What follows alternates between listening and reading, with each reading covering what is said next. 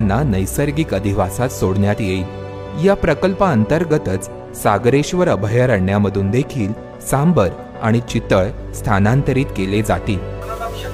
जे आपल्या सागरेश्वर अभयारण्यामध्ये खूप मुबलक प्रमाणात उपलब्ध आहेत त्यांना आपण स्थानांतरित करून हे सह्याद्री व्याघ्र प्रकल्पामध्ये त्यांचं पुनरागमन करत आहोत। याच्यासाठी जोळंबीमध्ये पिंजऱ्यांची स्थापना केली गेली आहे। सागरेश्वर मधून हरणं आणि सांबर हे दोन्ही प्राणी आपण आणून जोळंबी मधून ठेवून त्यांना आपण रिलीज करत आहे। याच्यासाठी आपण WIA ची मदत घेतोय, आपल्या स्टाफला ट्रेन करतोय आणि सागरेश्वर मधले हार्बिवरस हे सह्याद्रीमध्ये पुनश्च एकदा आपण आणून सह्याद्री मधली प्राण्यांची संख्या वृद्धिंगत करत आहोत।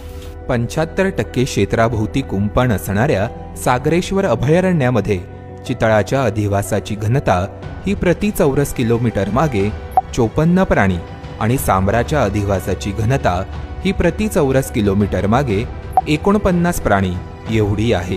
त्यामुळे येथील सांबर आणि चितळांना लवकरच सह्याद्री व्याघ्र प्रकल्पात स्थानांतरित